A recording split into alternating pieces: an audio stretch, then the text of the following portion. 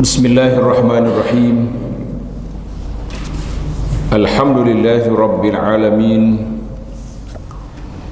Wassalatu wassalam ala al-mab'uthi rahmatan lil alamin, Nabiyyina wa habibina wa qudwatina Muhammad ibn Abdullah wa ala alihi wa sahbihi wa man sar ala nahjihi wa ihtada bihadihi wa istanna bisunnati ila yaumiddin. Amma ba'd. Yang dihormati pengurusi Alian Kuasa Surau Al-Kautsar, semua para jemaah muslimin dan muslimat, Assalamualaikum warahmatullahi wabarakatuh.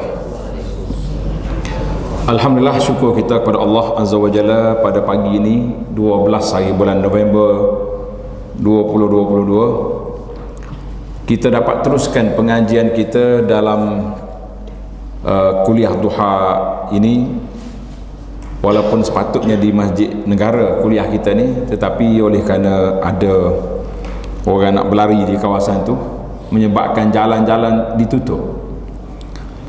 Jadi supaya program kita ni terus berjalan, maka kita pindah tempat dan kita juga tukar kitab daripada Anak Kunci Syurga kepada kitab Sehari dalam Kehidupan Rasulullah sallallahu alaihi wasallam. Jadi kitab ini besar juga, cuma saya nak ambil satu je. Memandangkan kita sekarang ni dalam waktu duha, kita ambil muka surat 23, majlis Nabi sallallahu alaihi wasallam. Nabi dah selesai dah waktu pagi. Waktu pagi ni kita dah bincang selepas solat subuh. Sekarang ni sudah masuk waktu duha. Masuk waktu duha. Jadi di antara waktu itu iaitulah majlis Nabi sallallahu alaihi wasallam. Apakah bentuk ataupun gambaran yang kita boleh tengok? Kita boleh tengok tentang majlis Rasulullah sallallahu alaihi wasallam yang kita nak belajar dan kita nak lihat. Jadi kita kata alhamdulillah.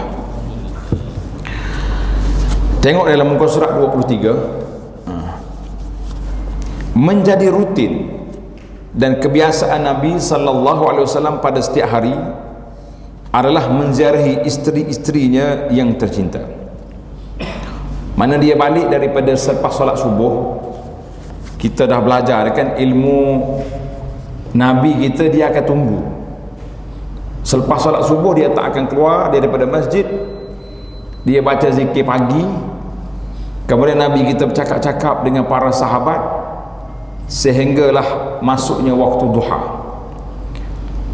Di antara apa yang dia bercakap, tuan-tuan boleh tengok di yang muka surat sebelumnya lah. Ada Nabi tanya siapa bermimpi hari ni. Anda ada sebut hari tu, jangan semua mimpi kita ni kita beritahu kepada orang. Jangan. Ada mimpi yang baik kita boleh beritahu kepada orang tertentu saja. Orang ni kalau kita cakap, dia tak dengki dengan kita, dia tidak hasad dengan kita, boleh kita maklumkan. Tapi kalau kita cakap, dia perli kita pula, oh dia kata dia ni perasan lah apa benda, maka jangan maklumkan, jangan beritahu kepada orang tu, sebab dia akan menimbulkan satu perkara yang berbahaya. Kemudian kalau mimpi buruk, mimpi ni menakutkan, apa sajalah, jatuh gaung ke, masuk dalam lubang ke, aksiden ke, langsung jangan beritahu pada orang. Kita sedar daripada tidur, terkejut, terus kita ludah ke kiri. Kalau ada sebelah kita tu isteri ke siapa sebelah, jangan ludah dengan air dia. Oh, terkejut dia kata ni banjir apa pula, tak hujan ni. Nah, nampak tak ada hujan semalam, dah banjir macam mana ni? Jangan kita ludah. Jadi kita ludah dia panggil ludah tanpa air dia, dengan suara je gitu. Kemudian kita auzubillahi minasyaitanirrajim. Kemudian kita juga kena apa? Kena baca zikir ataupun bacaan-bacaan ta'awuz, baca ayat kursi, baca yang pentingnya kita baca ayat-ayat perlindungan dan jangan dicerita kepada orang. Ini cerita, kalau diceritakan mungkin terjadi.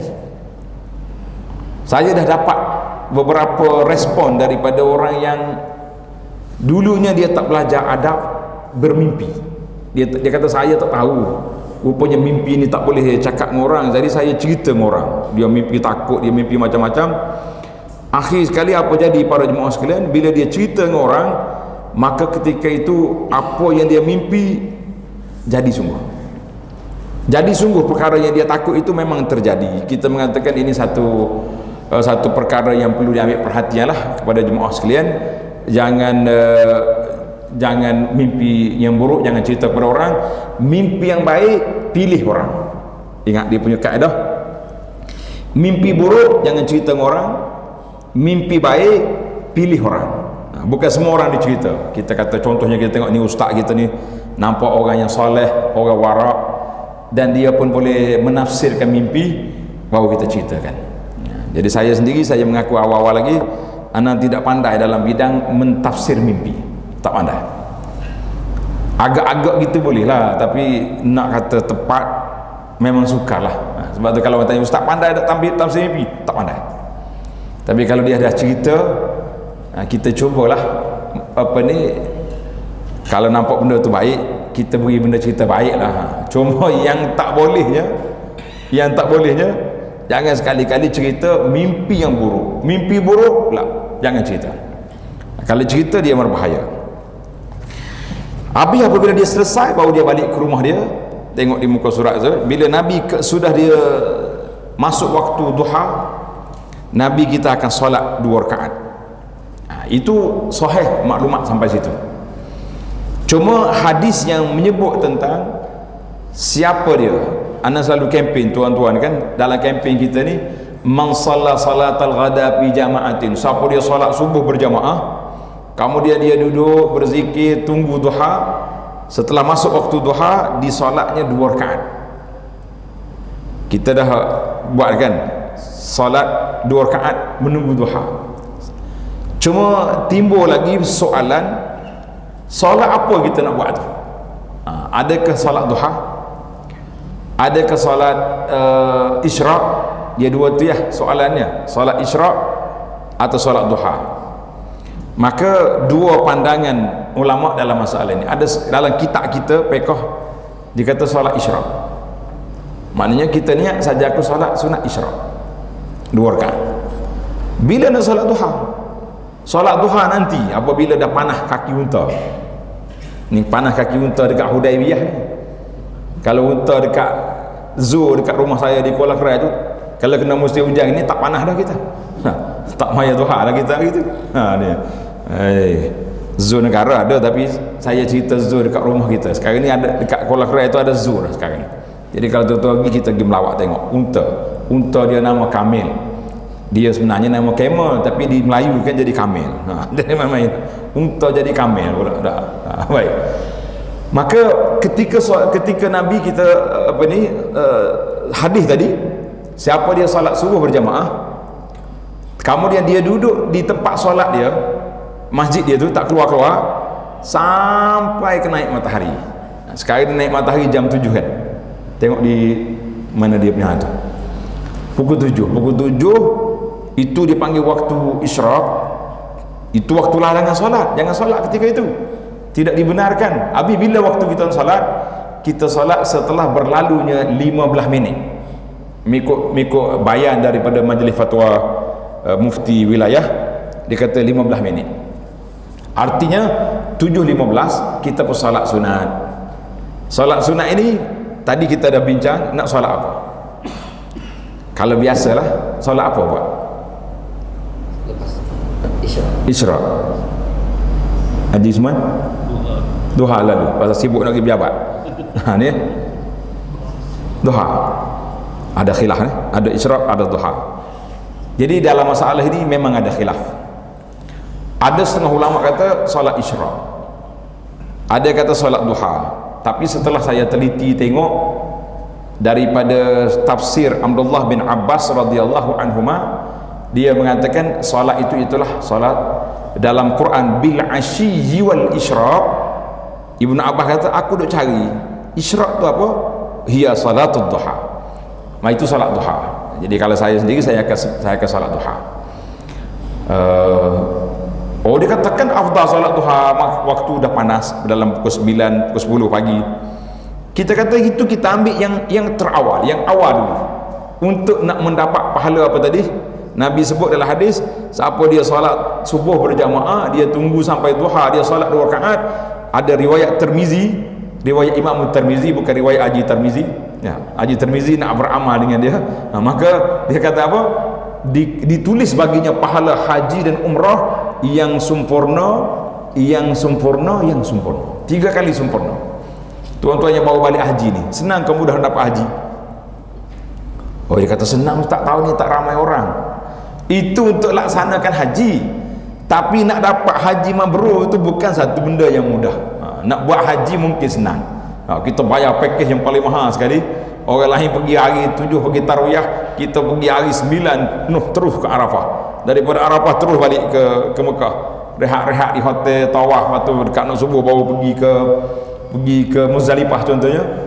Pelaksanaan senang, tapi nak mendapat haji itu bukan senang.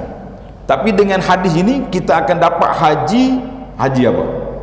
Haji yang sempurna, diulang sebanyak 3 kali dengan masa kita tunggu di antara subuh sehingga duha lebih kurang dalam 1 jam dia punya tempoh. Hadis ini riwayat Tirmizi, cuma ada beberapa perbincangan ulama hadis. Ada kata hadis itu hasan, maknanya sanad dia baik.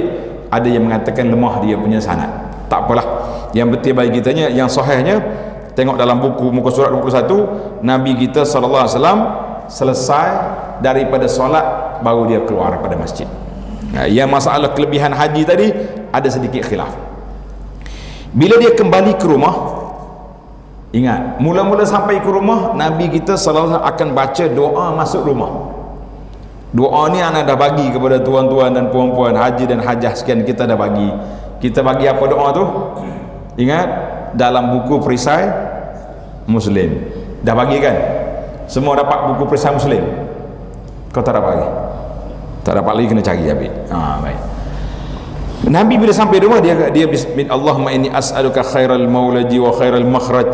Jadi aku masuk dengan masuk yang baik, keluar dengan baik. Ataupun kita kata bismillahi walajna wa bismillahi kharajna wa 'alallahi rabbina tawakkalna. Itu di antara doa-doa yang kita basuh. Kemudian Nabi kita sallallahu akan bila masuk rumah, dia akan bertanya khabar isteri-isteri dia, ada sarapan pagi ke tak ada. Jadi kalau isteri kata ada, dia makan.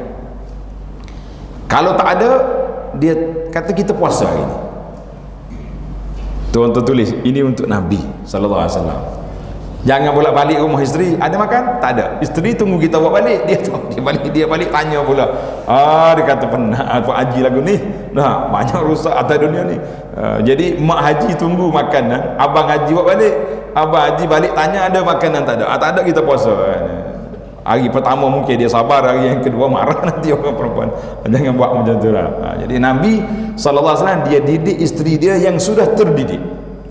Kita pun kalau sudah ditarbiahkan isteri kita, dia sudah memahami suasana, memahami keadaan, kita kata boleh lah kalau nak buat. Tapi kalau belum dididik, jangan cari pasal lah.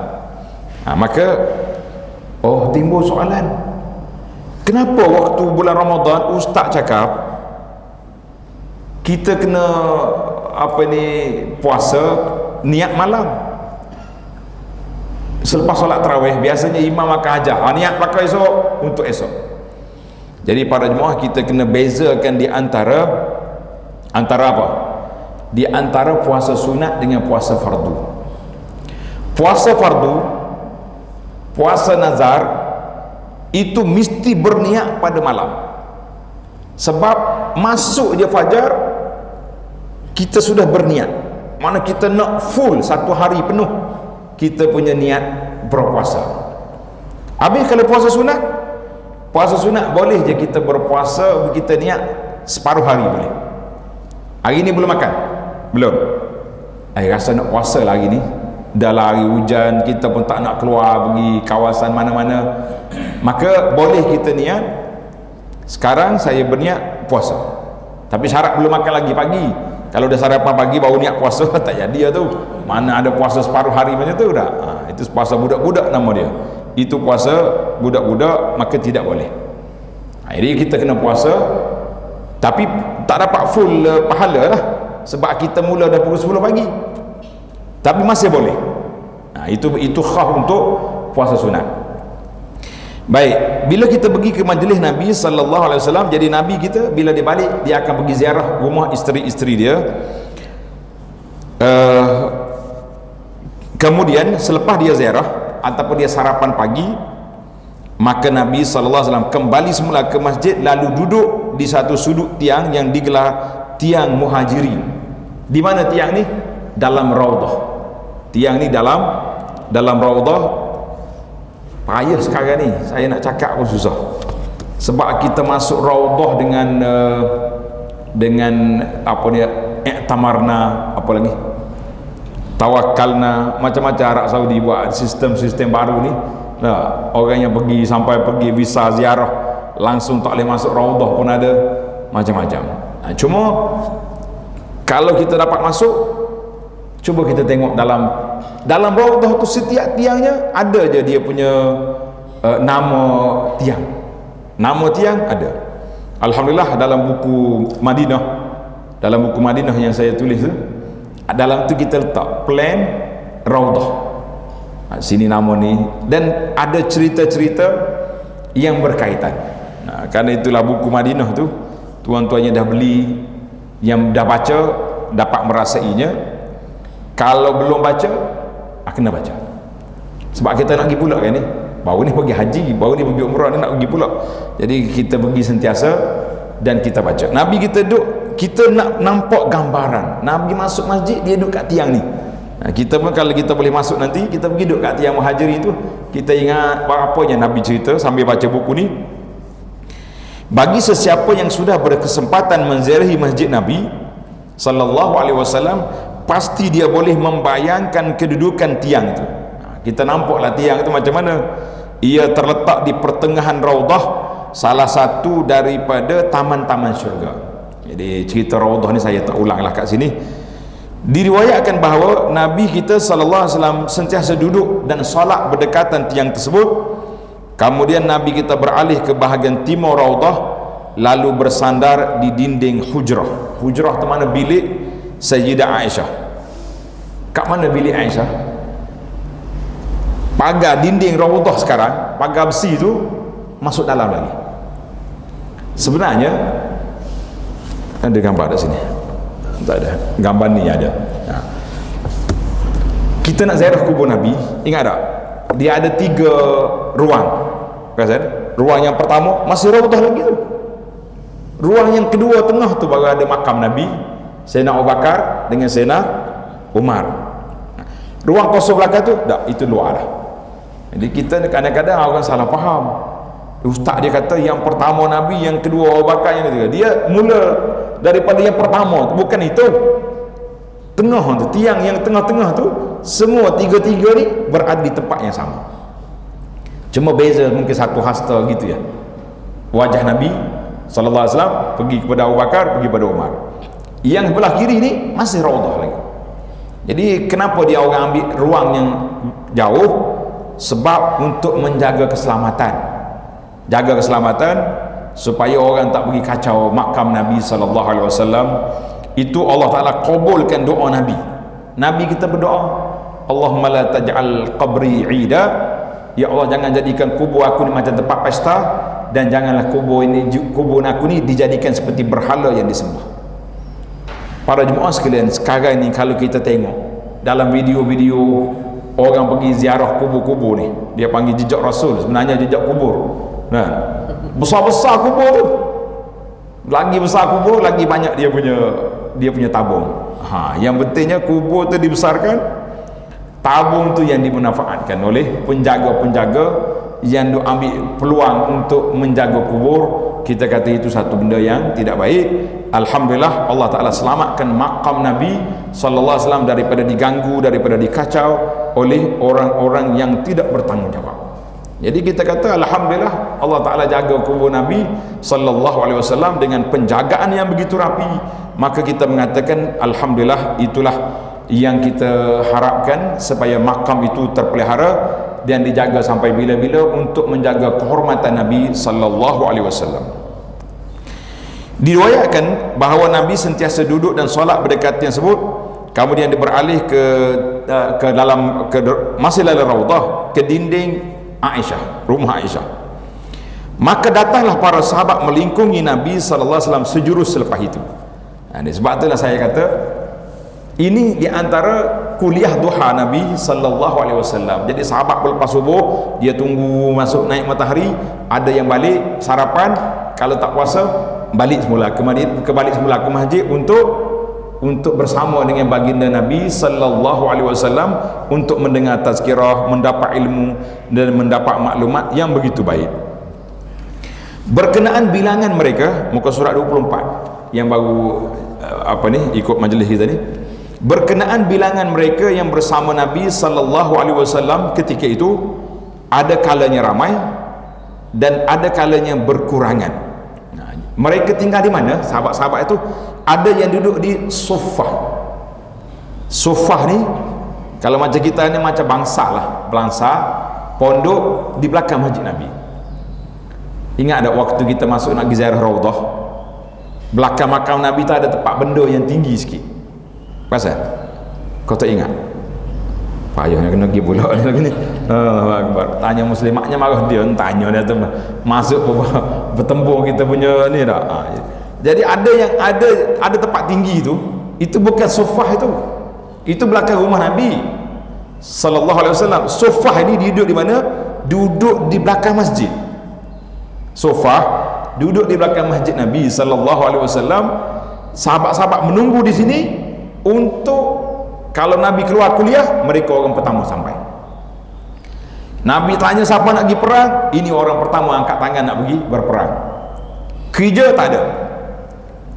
Dia panggil dalam Quran menggambar ke mereka, yahsabuhumul jahilu aghniya minat ta'affuf.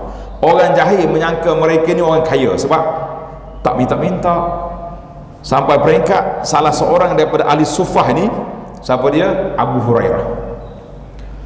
Abu Hurairah ni pernah dia berguling dalam masjid, orang ingat dia gila kerana terlalu lapar, tak ada makanan. Sehinggalah Nabi SAW tengok, dia kata satu hari aku ni langsung tak ada makanan, lapar sangat. Dia keluar, dia duduk tepi jalan. Abu Hurairah ahli sufah, dia keluar di tepi jalan. Lalu Sayyidina Abu Bakar, aku pergi tegur Abu Bakar, assalamualaikum ya Abu Bakrin. Abu Bakar kata waalaikumsalam. Saya pun tanyalah masalah. Ingat-ingat Abu Bakar perhati muka aku, tengok pucat tak ada makan. Abu Bakar sudah jawab soalan, terus dia pergi. Alah, Abu Bakar tak faham jiwa ni. Tunggu lagi. Datang pula Sayyidina Umar, sama juga. Lepas jawab soalan, terus dia pergi. Dia kata Umar pun sama juga. Rupanya dua-dua ni sama keluar untuk mencari makanan. Makanan tidak ada. Sehinggalah datang Nabi SAW. Nabi tengok, Nabi dia manja dengan Abu Hurairah. Dia gelar ya Abahir, pendek. Hurairah panjang, ya Abahir pendek kan? Macam kita juga, tapi payah macam Haji Ma'an ni, kita nak pendek macam mana lagi nama dia? Dia daripada Ma'an kepada Haji An, pendek sangat tu. Jadi pandai. Macam orang nama Nuh, macam mana kita nak pendekkan nama dia? Orang nama Nuh, macam mana nak pendek? Tak boleh dah. Jadi nama yang paling pendek yang boleh panggil dengan sepenuhnya, iaitulah orang yang bernama Nuh. Hud, lebih kurang juga tak? Nuh, Hud, dia antara namanya. Jadi Nabi panggil ya Abahir. Nabi kita panggil Abu Hurairah, dia panggil mari ke rumah dia tengok ada makanan, maka Nabi kita sallallahu alaihi wasallam beri makan. Itu sahabat Nabi. Jadi mereka ini ada ramai mana tengok keadaan. Kalau ada waktu peperangan, Nabi hantar delegasi pergi mana, tak ramai. Kalau waktu tak ada apa-apa, mereka ni akan datang balik ke masjid untuk dengar Rasulullah sallallahu alaihi wasallam. Mereka akan duduk dalam dua saf, di sebelah kanan dan sebelah kiri. untuk bertemu dengan Nabi sallallahu alaihi wasallam, sehinggalah tibanya delegasi rombongan yang datang dari luar untuk bertemu. Dan bila mari orang luar, orang yang biasa duduk ni duduk tepi, bagi ruang kepada orang yang baru datang. Mereka ini akan duduk berhampiran dengan Nabi sallallahu alaihi wasallam agar lebih mudah berinteraksi dan bertanya perihal hukum hakam dan sebagainya. Jadi gaya para sahabat ni dia dengan Nabi sallallahu alaihi wasallam, mereka akan duduk dekat. Dulu bukan ada mikrofon, nak tanya bukan main susah. Dalam merungkai persoalan yang dilontarkan, Nabi sallallahu alaihi wasallam akan berbicara sepatah demi sepatah. Tidak terlalu cepat dan tidak terlalu lambat. Tidak kata slow sangat sampai orang tertidur baru jawab lah. Tidaklah terlalu laju sampai orang tak faham. Bahkan hal ini supaya para sahabat boleh memahami setiap patah kata yang dituturkan oleh Nabi sallallahu alaihi wasallam. Mana setiap perkataan Nabi kita ucap semuanya dipahami oleh para sahabat. Bahkan jika diteliti lebih mendalam, Nabi sallallahu alaihi wasallam menggunakan pelbagai kaedah dalam berinteraksi dengan para sahabat, bukan hanya terikat dengan satu cara saja. Ia bergantung kepada keadaan, tujuan dan intipati yang hendak disampaikan. Jadi Nabi kita gaya dia akan beri maklum, beri ajaran sampai dipahami. Mana kalau kita tak faham, dia ajar lagi. Sebab itulah saya rasa pelik apabila ada orang dakwa, dia kata guru dia ni pakar dalam bidang ilmu akhlak, dia panggil ilmu tasawuf. Saya tanya dia, setara mana pakar tu? Dengar ni cerita pelik. Dia kata kalau dia mengajar sampai kita tak faham. Saya kata, kita ni belajar ilmu psikologi lah, ilmu pedagogi lah, apa gogi lagi dah. Semuanya tujuannya nak suruh orang faham. Awak bila guru dia mengajar tak faham, itulah makam yang tinggi. Kita kata macam mana lagu ni? Terbalik. Itu dia panggil ilmu terbalik nama dia tak? Orang belajar sampai faham, kita belajar sampai tak faham. Jadi itulah yang dikatakan, siapa yang belajar tidak berguru maka syaitanlah guru dia, sebab dia belajar ilmu yang pelik-pelik sehingga sampai orang tak faham. Jadi gaya Nabi sallallahu alaihi wasallam, dia akan ajar supaya kita faham. Baik, kita tengok beberapa contoh cara pendidikan Nabi sallallahu alaihi wasallam setakat yang mana yang sempat lah. Setakat ada yang sempat. Kaedah interaksi Nabi sallallahu alaihi wasallam, yang pertama, mengkhabarkan suatu perkara yang penting. Sebelum dia bagi tahu benda yang penting, Nabi akan tanya dulu. Nak dengar? Nak tahu? Nak ke tidak? Ini maklum. Jadi itu cara. Tengok dia mula dengan apa? Seorang sahabat nama dia Abu Bakrah.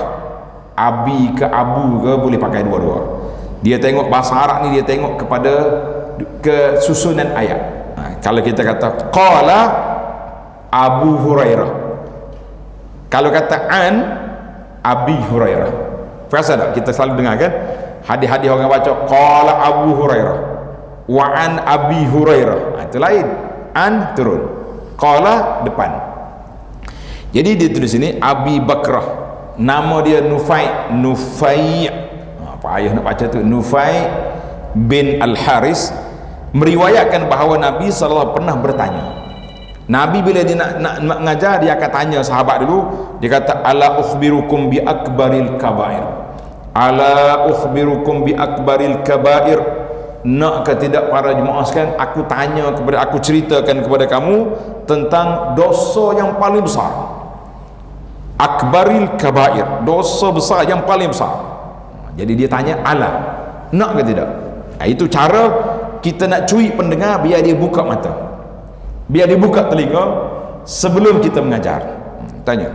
Qalu, sahabat bagi respon, bala ya Rasulullah, naklah, kenapa tak nak? Qal, kata Nabi sallallahu alaihi wasallam, al-isyraku billah, yang pertama sekali syirik terhadap Allah Taala. Wa uquq al-walidaini, derhaka dua ibu bapa. Wa syahadatu zur, dan saksi palsu. Nah, ini itu cara Nabi sallallahu alaihi wasallam. Dia akan mula dengan bertanya.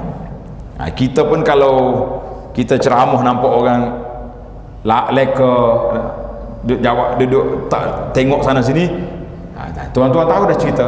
Jadi kita mula dengan bertanya. Sama juga yang kedua, menarik minat dan perhatian untuk mendengar. Nabi kita mula dengan soalan, atadruna mal muflis? Sahabat semua, kamu tahukah apakah itu muflis? Muflis itu apa? Qalu, sahabat bertanya, dia kata, al muflisu fina, orang muflis di kalangan kami, di kalangan kita ni lah, orang biasa ni, man la dirhamalahu wala mata, orang yang tidak ada duit tak ada, barang-barang tak ada, hutangnya banyak, itu muflis. Betul lah kan? Muflis dunia ni itulah dia punya definisi. Ada duit, ada hutang, duit tak cukup.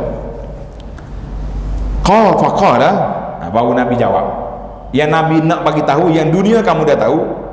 Qala, kata Nabi SAW, innal muflisa min ummati, yang muflis umat aku ni, yang aku nak beritahu pada kamu, ya'ti yaumal qiyamah, orang yang datang pada hari kiamat, bisalatin, dia bawa pahala solat, wa siyamin, pahala puasa, wa zakatin, pahala zakat, wa ya'ti qad syatama hadza. Ini bahaya ni. Dia datang, dia telah maki orang ni, wa qazafa hadza, telah buat tuduhan kepada orang ni, wa akala mala hadza, makan harta orang ni dengan batil, wa safaka dama hadza, dan menumpahkan darah orang, wa daraba hadza, dan dia pukul orang ni. Habis bila datang pada hari kiamat, tuan-tuan dan puan-puan, cuba perhatikan orang ni dari sudut ibadat dia, baik ke tak baik? Hebat ke tidak? Hebat. Ada solat, bukan orang tak solat, ada puasa, bayar zakat, boleh jadi dia ni ahli Quran lagi ni. Nah, kuat dia punya mengaji Quran, taranum kuat, tapi mulut dia juga maki orang, tangan dia pula pukul orang. Tak tampar orang pun sekarang ni, orang tak pukul dengan tapar dah, dia pukul dengan tanda tangan lah, dengan kuasa-kuasa yang ada itu dia panggil pukul orang. Maka ini yang dikatakan bahawa orang yang muflis itu orang yang baik dari sudut ibadatnya, dari sudut hubungan dia dengan Allah Azza wa Jalla baik, tetapi hubungan dia manusia gagal, fail hubungan dia dengan manusia. Ini yang kita takut sekarang ni. Sekarang ni takut. Semalam saya dimaklumkan oleh sahabat-sahabat kita yang jaga grup masjid, dia kata, ustaz, teruk sekarang ni grup masjid, grup majlis ilmu, habis masuk warna-warni PRU masuk dalam tu. Kita larang, marah. Kita kata senang je, mazhab grup ni dia ada mazhab admin nama dia. Nampak orang tak dengar kata, kita tutup, admin saja boleh share sehingga tamatnya PRU, sesal masalah. Hidup kelaya apa dalam tu. Ini grup majlis ilmu, ini grup masjid nak untuk maklumkan ada ceramah, ada kuliah, ada kematian, ada kelahiran, bukannya grup nak kelahi. Maka kita kena buat. Sebabnya tengok ni, tuan-tuan tengok dalam hadis ni, Nabi kata apa? Yang muflis itu orang yang baik dengan Allah Azza wa Jalla, ibadatnya kuat tapi gagal dia dengan manusia, fail dia dengan hubungan dia dengan manusia, gagal. Nabi kata apa? Fayu'ta hadza min hasanati, mari orang, ya Rabbi, dia maki saya, ambil pahala dia bagi. Mari seorang pula, ya Rabbi, dia ni ambil harta, ambil. Fa iza faniyat hasanatu, apabila dia punya pahala sudah tamat, qabla an yuqda, sebelum lagi orang yang lain, orang duk dakwa dia belum habis lagi, dia sudah tamat dia punya aset nak bagi pada orang, apa jadi? Ukhiza min khatayahum, dia ambil dosa orang tu, dicampak atas kepala, faturihat alaihi thumma turiha finnar, kemudian dicampak dalam neraka. Inilah yang dikatakan, hadis ni rawahu Muslim, inilah yang dikatakan muflisnya akhirat, yang sangat menggerung dan menakutkan kita para jemaah sekalian. Kita kena ambil lah perhatian yang bahaya ini. Baik, gaya Nabi yang ketiga, persoalan dalam bentuk teka-teki. Teka-teki. Sayyidina Abdullah bin Umar radhiyallahu anhuma meriwayatkan bahawa Nabi sallallahu alaihi wasallam pernah diberikan satu bekas yang berisi tamar. Jadi orang bawa tamar ke Nabi sallallahu alaihi wasallam. Nabi pun buat teka-teki dengan para sahabat. Dia tanya apa? Akhbiruni bi syajaratin masaluha masalul muslim. Cerita kepada aku, maklumkan kepada saya apakah jenis pokok, bandingan pokok ni macam seorang muslim. Tu'ti ukulaha kullahin bi izni rabbiha. Bila-bila je kita boleh makan, bila kita nak. Wala tahuttu waraqaha. Daun dia tak gugur. Bukan macam daun pokok biasa ni gugur. Jadi kata Ibnu Umar ni di antara orang yang paling muda dalam majlis. Ibnu Umar kata, aku tengok muka sahabat-sahabat besar tak jawab, tapi dalam hati aku memang pokok itu adalah pokok kurma, pokok tamar. Tapi aku tak bercakap. Nak tunggu siapa? Abu Bakar jawab, Umar jawab, sahabat-sahabat yang tua-tua jawab. Jadi falamma lam yatakallama, Abu Bakar dengan Umar diam, tak jawab. Ibnu Umar takkan dia nak mendahului ayah dia. Maka Nabi kata apa? Qala an-nabi hiyan nakhlatu, pokok itu ialah pokok kurma. Pokok kurma ni kenapa dibanding dengan orang mukmin? Sebab pokok kurma ni daripada hujung daun sampai ke akar dia semuanya berguna. Daun dia boleh buat atap, dia punya pelepah dia boleh buat ni, batang dia semua boleh buat, buah dia boleh dimakan. Orang mukmin semuanya baik. Nabi kata apa? Al-mukmin semuanya baik. Kalau dia di ketika dia dapat kesenangan dia syukur, kalau dia diuji dia sabar. Walaisa zalika illa lil mu'min. Nabi kata tidak ada sifat ini kecuali orang yang betul-betul beriman. Maka kita dibanding dengan nakhlah, dengan pokok tamar. Jadi di sini para jemaah sekalian, ada beberapa isu yang kita boleh belajar daripada teka-teki Nabi sallallahu alaihi wasallam. Yang pertama dari sudut adab. Ni anak-anak kita ni. Kalau dalam majlis tu ada orang tua yang boleh bercakap, kita yang muda ni diam dulu, sabar dia kejap. Kecuali orang tua beri keizin, kami orang tua ni tak boleh jawab belakang ni, minta ustaz yang muda ni tolong jawab, beri keizinan. Mana bagi orang panggil lampu hijau, itu pun kalau perlu, kalau tidak. Ibnu Umar kata aku tahu, tapi kerana kehebatan ayah dia dengan Sayyidina Abu Bakar, dia diam. Lama kita jangan berebut mikrofon antara anaknya ayah. Masing-masing pakak nak jawab belakang, kita kata jangan, sabar dulu. Itu yang pertama.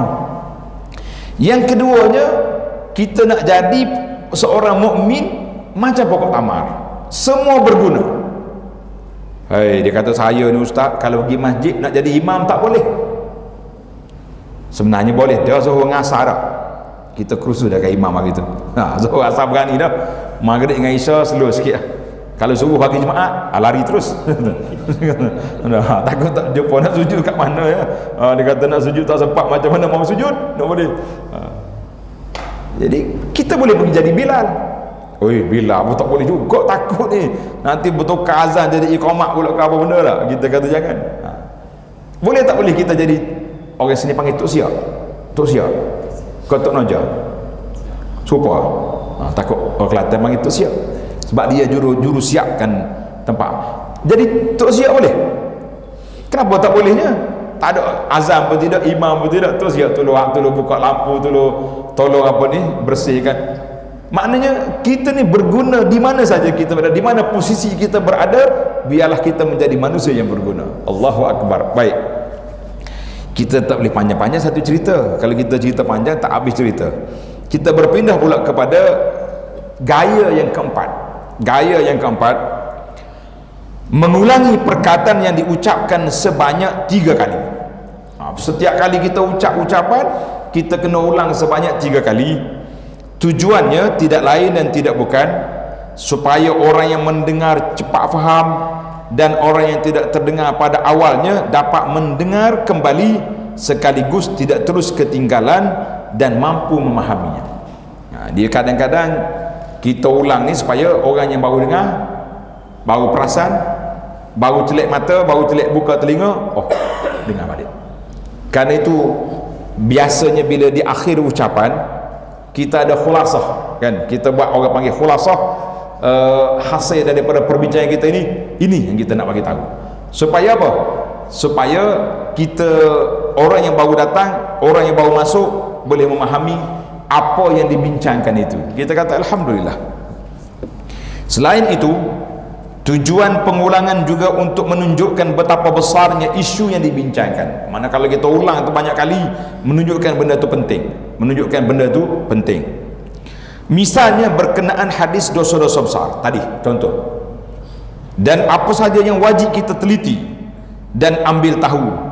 Bahkan diceritakan dalam banyak riwayat bahawa Nabi sallallahu alaihi wasallam kerap mengulanginya sehingga para sahabat bertanya, minta Nabi berhenti. Ya laitahu sakat. Mana dalam isu benda penting Nabi kita ulang juga, ala unabbiukum, ala unabbiukum, nak ke tidak. Nah, jadi sehingga nak sahabat kata kalaulah dia berhenti, sahabat kita bimbang. Macam isu sahabat yang tersalah pergi bunuh orang, mengucap, dia mengucap tapi Nabi bunuh juga kawan tu. Dia kata bukan dia ikhlas itu, dia takut pedang. Nabi kata, mu nak buat apa dengan la ilaha illallah? Apa yang kamu nak buat dengan la ilaha illallah yang dia sebut itu depan Allah nanti. Nabi ulang je sampai sahabat kata ya laitahu sakat, mintalah Nabi berhenti. Sama terlalu gerun kita dengan Nabi diulang benda itu, menunjukkan satu benda yang isunya itu besar. Nah, itu cara Nabi kita sallallahu alaihi wasallam bila dia mengulangi perkataan itu, menunjukkan benda penting, benda yang penting untuk kita faham. Dan dalam pengajian kita pun kalau benda penting kita kena ulang sentiasa supaya kita dapat memahami, supaya kita dapat faham apa yang disampaikan. Baik, isu gaya yang kelima, persoalan berbentuk spontan. Spontan. Nabi SAW juga pernah mengajukan soalan berbentuk spontan kepada para sahabat. Hal ini sebagaimana hadis riwayat Abu Hurairah radhiyallahu anhu bahawa Nabi pernah bertanya. Soalan ni kadang-kadang payah juga kita ni kalau main spontan gini. Dah kita nak jawab rasa malu, tak nak jawab pun rasa nak jawab. Dia kata apa? Nabi pernah tanya, "Man asbaha minkumul yawma sha'iman?"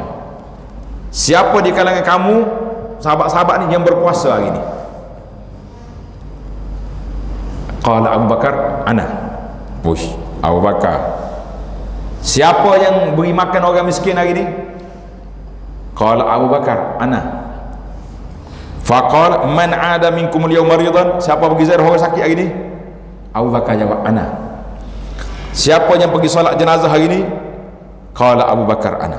Dia saja jawab. Faqala Rasulullah sallallahu alaihi wasallam, majtama'at hadhihi al-khisalu qattu fi rajulin illa dakhala al-jannah. Tidak berimpun sifat-sifat ni. Puasa lagi, beri makan orang lagi, pergi ziarah orang sakit lagi, solat jenazah lagi. Maknanya kalau orang boleh buat banyak kebajikan satu hari, orang ni masuk syurga. Kita hari ni kadang-kadang bila orang tanya benda-benda baik, kita tak nak jawab. Sebab apa tak nak jawab? Kenapa tak nak jawab? Takut riak. Bagus. Nah, Ustaz, jangan tanya Ustaz, benda-benda baik ni kan saya jawab kan orang tahu. Oh, hari ni haji fulan dah bagi makan orang, dah bagi sedekah. Tadi sedekah subuh. Pagi tadi saya pergi sedekah solat subuh, dekat pintu masuk dia ada 5 tabung. Ni tabung ihya masjid, tabung jamuan, tabung anak yatim, 5. Saya tengok dia tawah semua tabung. Daripada awal dia masuk satu. Itu dia panggil sedekah subuh kan, istilah orang Malaysia sekarang ni telah dibayarkan sedekah subuh. Kalau tak pergi solat subuh, sedekah asar pun masuklah juga. Jangan tak pergi pula. Dia kata miss lah hari ni sebab tak pergi subuh. Siapa yang cakap sedekah tu mesti subuh? Nah, maka ada masyarakat kita ni, kita dah ajar kalaulah orang tanya tentang ibadat kita, kalau tak ada keperluan jangan jawab. Saya tak payah. Abu Bakar dia jawab sebab dia tahu sallallahu alaihi wasallam, Nabi dia tanya bukan tanya provokasi. Nabi tanya tentu ada kelebihan yang dia nak sampaikan. Jadi kalau semua tak jawab, macam mana Nabi nak jawab? Jadi kita hari ni pun payah juga tu. Nak tak jawab, ustaz tanya. Kalau jawab, takut riak, macam mana nak buat? Sebab tu saya bila tanya tu orang tak nak jawab, kita sendiri jawab. Saya kata bila kita tanya orang tak jawab, 2 sebab. Sebab yang pertama, dia takut riak. Jadi saya kira tuan-tuan ini termasuk kumpulan yang pertama. Seronok kata tak? Tak buat apa, rasa tenang hati. Oh, ustaz ni faham jiwa. Tapi dia dah berniat tu dalam hati dia tu, esok mesti saya buat. Kan sedap dia punya apa ni, perasaan tu dah naik. Orang panggil naik semangat. Esok insya-Allah saya akan buat. Takkan jawab saja dia. Soal jawapan yang keduanya memang tak boleh nak jawab sebab tak ada. Itu yang kita bimbangnya yang kedua tu. Tapi jangan bagi tahu dengan orang. Tengok dalam buku kita ni, bayangkan jika para sahabat tahu ya Nabi SAW akan bertanya demikian, sudah pasti mereka turut melakukan kesemuanya pada hari tersebut. Namun pertanyaan Nabi SAW adalah secara spontan dan mengejut, tidak ada siapa pun yang pernah menduga. Beruntunglah Sayyidina Abu Bakar kerana beliaulah satu-satunya individu yang melakukan kesemua amalan tersebut pada hari Nabi SAW bertanya. Hal ini sekaligus menunjukkan betapa tinggi dan mulianya kedudukan Sayyidina Abu Bakar, seorang sahabat yang sangat wara dan sangat taat kepada Allah Azza wa Jalla. Daripada untuk kita, apa motivasi yang dapat kita ambil daripada kisah jawapan soalan spontan ini? Boleh tak tuan-tuan bagi tahu apa yang kita boleh ambil daripada jawapan soalan spontan Nabi sallallahu alaihi wasallam pada sahabat? Apa kita nak kata? Motivasinya, kalau Abu Bakar boleh buat dengan kelebihan yang dijanjikan, kenapa aku tak nak buat? Boleh tak boleh? Kita masukkan dalam hati kita, kalau Sayyidina Abu Bakar mendapat kelebihan sedemikian. Dan Nabi tidak kata khas untuk Abu Bakar aja ni. Ada tak dari riwayat? Tak ada. Nabi kata majtama'at hadhil khisalu qattu fi rajulin illa dakhala al-jannah. Tidak berkumpul sifat seperti ini di atas diri seorang muslim kecuali dia ni layak ke syurga. Jadi kita senaraikan besok hari cuti contohnya, aku bermula daripada pagi nak sedekah, lepas pada salat subuh nak tunggu subuh dulu, bila masuk waktu duha nak pergi ziarah orang sakit, kalau ada mati nak solat jenazah, kalau ada orang, insya-Allah termotivasi kita dengan apa ni, dengan tawaran Nabi sallallahu alaihi wasallam. Sama juga dengan solat 4 rakaat sebelum asar. Nabi sebut dalam hadis, rahimallahu ra'an shalla qabla al-'asri arba'an. Semoga Allah Ta'ala bagi rahmat kepada orang yang solat 4 rakaat sebelum asar, qabliyah asar. Jadi ulama hadis kata, siapa yang melakukan ibadat 4 rakaat belum asar ini, orang ini akan mendapat tempias rahmat daripada doa Nabi sallallahu alaihi wasallam. Jadi Nabi tak kata siapa man rahimallahu ra'an, Allah Ta'ala bagi rahmat, maka benda tu open, terbuka, siapa dia buat, dia dapat.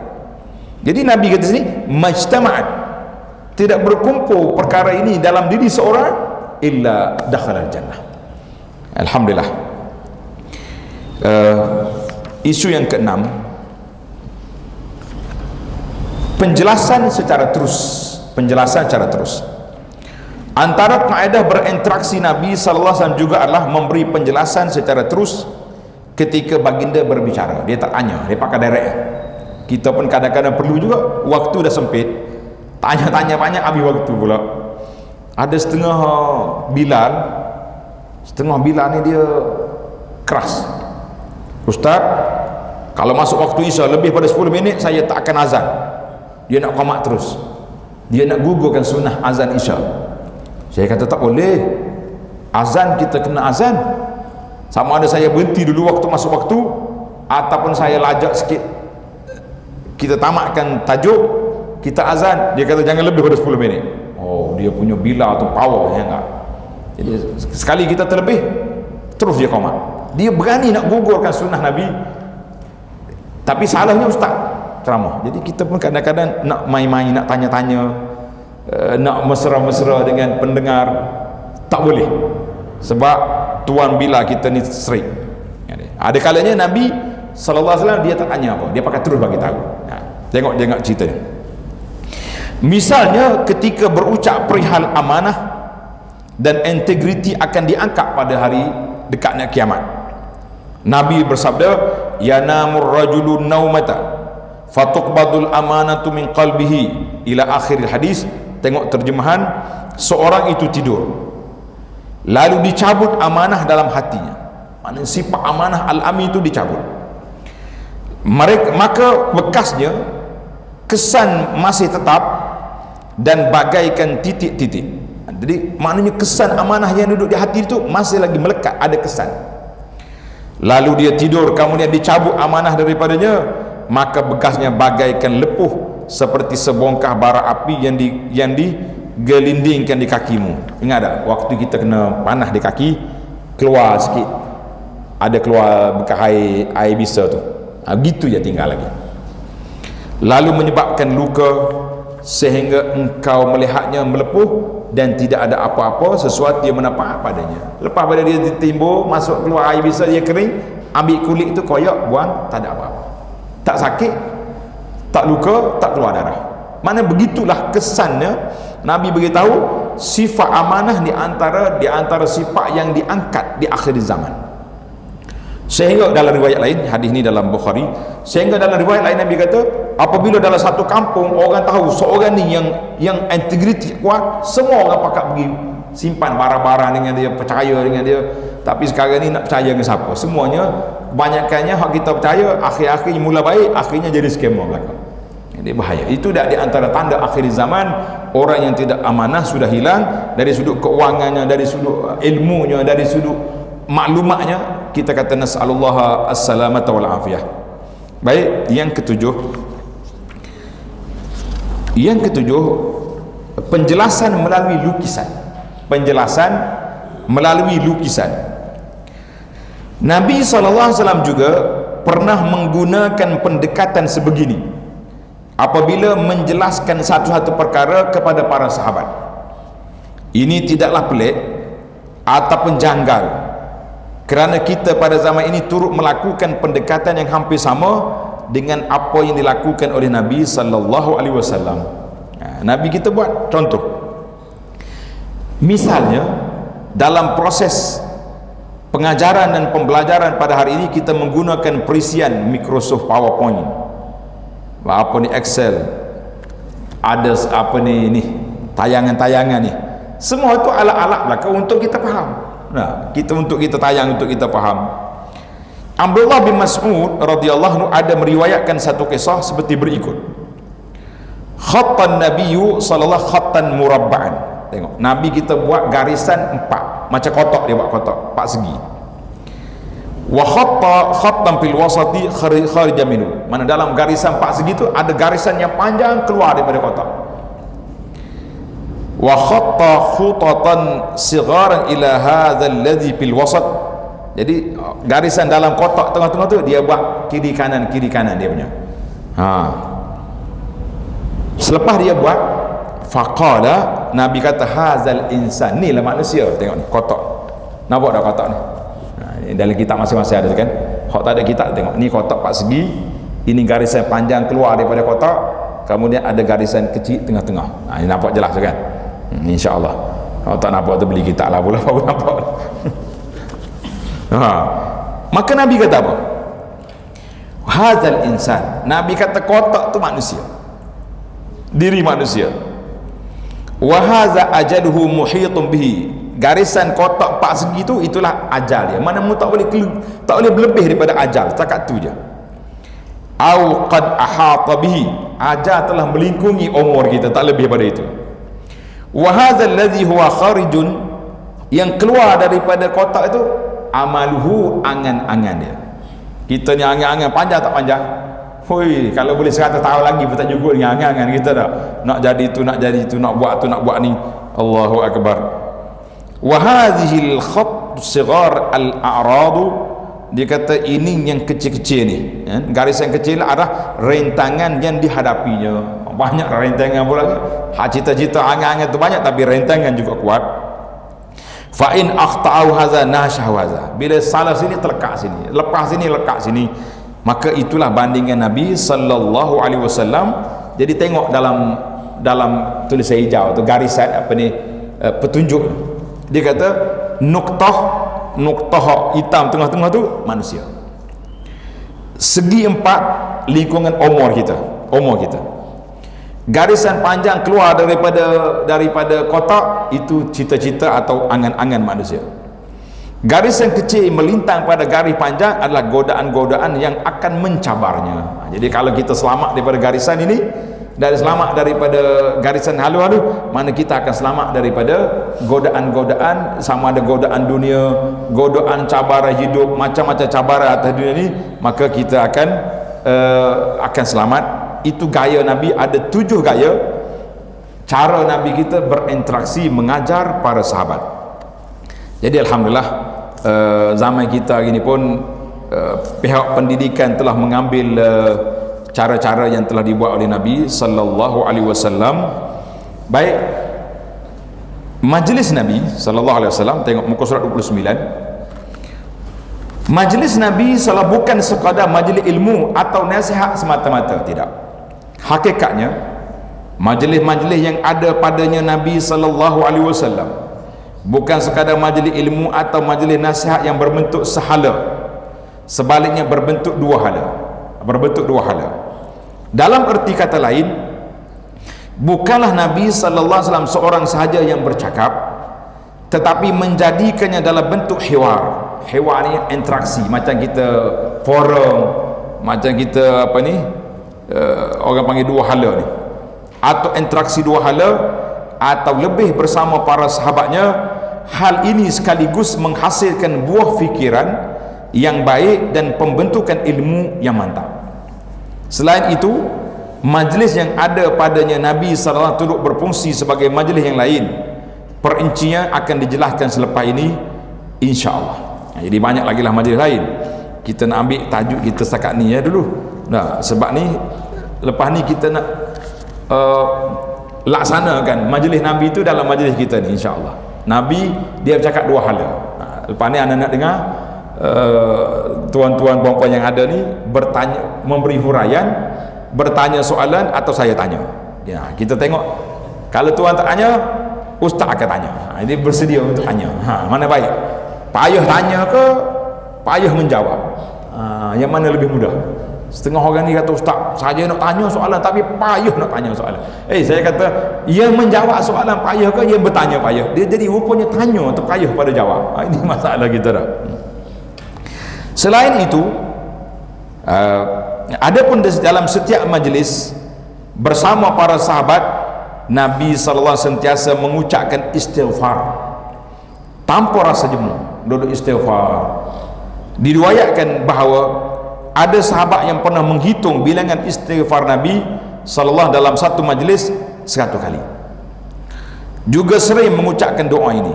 Ikut semua doa ni. Hari ni kita akan ambil istighfar Nabi. Inilah pembasah lidah kita. Bila kita duduk diam-diam, kita istighfar.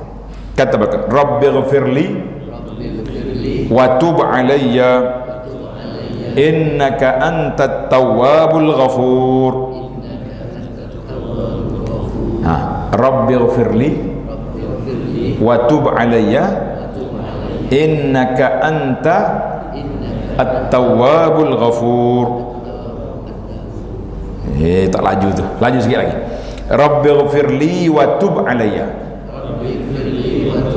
innaka anta at-tawwabul ghafur.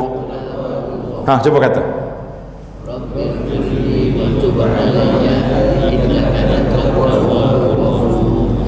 Tutup buku.